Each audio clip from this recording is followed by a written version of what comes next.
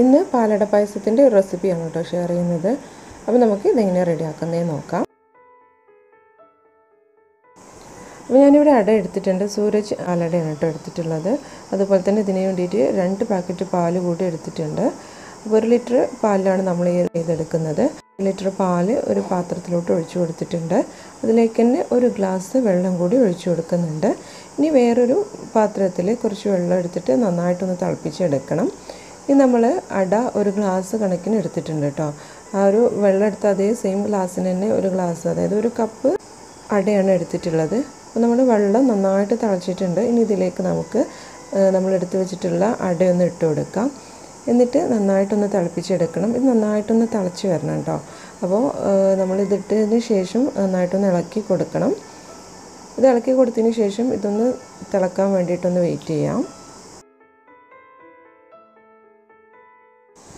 അതേസമയം തന്നെ നമ്മുടെ പാലും ഇവിടെ നിന്ന് ചൂടായി വരുന്നുണ്ട്. അട നന്നായിട്ട് തിളച്ച് വന്നിട്ടുണ്ട്. ഇനി നമുക്ക് ഫ്ലെയിം ഓഫ് ചെയ്യാം.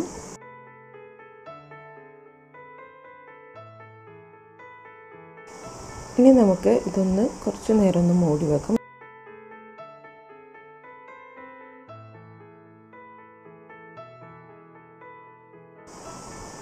പാലിപ്പോൾ ഏകദേശം ഒന്ന് ചൂടായി വന്നിട്ടുണ്ട്. ഇനി നമുക്കിതിലേക്ക് ആവശ്യമായിട്ടുള്ള പഞ്ചസാര ഈ സമയത്തൊന്ന് ചേർത്ത് കൊടുക്കാം.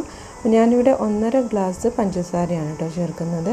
പിന്നെ വേണമെന്നുണ്ടെങ്കിൽ നമ്മുടെ മധുരത്തിനനുസരിച്ച് ചേർത്ത് കൊടുത്താൽ മതി.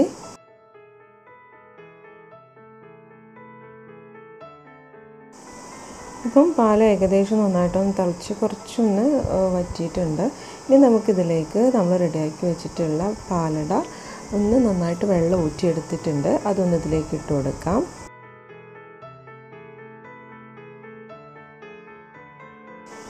ഇനി ഇത് കൈവിടാതെ ഒരു 25-30 മിനിറ്റോളം നന്നായിട്ടൊന്ന് ഇളക്കിയിട്ട് വേവിച്ചെടുക്കണം. അപ്പോൾ അടിയിൽ പിടിക്കാതിരിക്കാൻ വേണ്ടിയിട്ടാണ് നമ്മൾ ഇളക്കി കൊടുക്കുന്നത്. നന്നായിട്ട് ഇളക്കി കൊടുക്കണം. തിളക്കുന്നത് വരെ ഹൈ ഫ്ലെയിമിലിടാം. തിളച്ച് കഴിഞ്ഞ് കഴിഞ്ഞാൽ പിന്നെ മീഡിയം ടു ലോ ഫ്ലെയിമിലിട്ടിട്ട് ഇതൊന്ന് വേവിച്ചെടുത്താൽ മതി. അപ്പോൾ അതാ എല്ലാം കൂടി ഒന്ന് തിളച്ച് വരുന്നുണ്ട്. ഇനി നമുക്ക് നന്നായിട്ടൊന്ന് ഇളക്കിയിട്ട് ഒന്ന് സെറ്റാക്കി എടുക്കാം.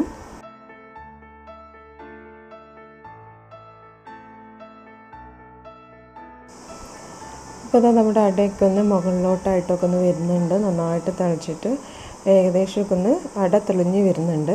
അപ്പോൾ നമുക്ക് ഇത്രയും മതി കേട്ടോ. ഇനി ഇതൊന്ന് നമ്മൾ കുറച്ച് നേരം ഒന്ന് മൂടി വെക്കുന്ന സമയത്ത് തന്നെ അട ഒന്നുകൂടി ഒന്ന് പൊന്തിയിട്ട് നമ്മുടെ പായസം ഒന്ന് സെറ്റായിക്കോളും.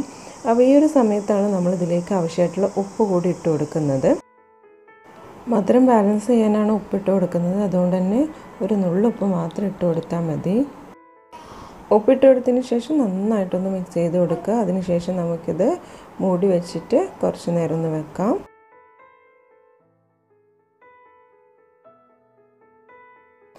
നമുക്കിതിലേക്ക് വേണ്ടിയിട്ടുള്ള അണ്ടിയും മുന്തിരിയും ഒന്ന് ഇട്ട് കൊടുക്കണം. അപ്പോൾ ഞാനിവിടെ കാഷ്യൂ മാത്രമേ എടുത്തിട്ടുള്ളൂ കേട്ടോ. അത് കുറച്ച് നെയ്യ് ഒഴിച്ചിട്ട് അതൊന്ന് ചൂടാകുന്ന സമയത്ത് അതിലേക്ക് ഇട്ട് കൊടുത്തിട്ട് നന്നായിട്ടൊന്ന് വറുത്തെടുക്കുന്നുണ്ട്. ഇനി വറുത്ത കാഷ്യൂ നമുക്ക് പായസത്തിലോട്ട് ഇട്ട് കൊടുക്കാം. അപ്പോൾ നമ്മുടെ അടപ്പായസം ഇവിടെ റെഡി ആയിട്ടുണ്ട്. അപ്പോൾ എല്ലാവരും ഒന്ന് ട്രൈ ചെയ്ത് നോക്കുക. നിങ്ങളുടെ ഫീഡ്ബാക്കുകൾ അറിയിക്കുക കേട്ടോ. അപ്പോൾ നിങ്ങൾക്ക് ഈ ഒരു വീഡിയോ ഇഷ്ടമായിട്ടുണ്ടെന്ന് കരുതുന്നു. നിങ്ങൾക്ക് റെസിപ്പി ഇഷ്ടമായിട്ടുണ്ടെന്നുണ്ടെങ്കിൽ മറക്കാതെ നമ്മുടെ ചാനൽ ലൈക്ക് ചെയ്യുക, ഷെയർ ചെയ്യുക ആൻഡ് സബ്സ്ക്രൈബ് ചെയ്യുക. താങ്ക്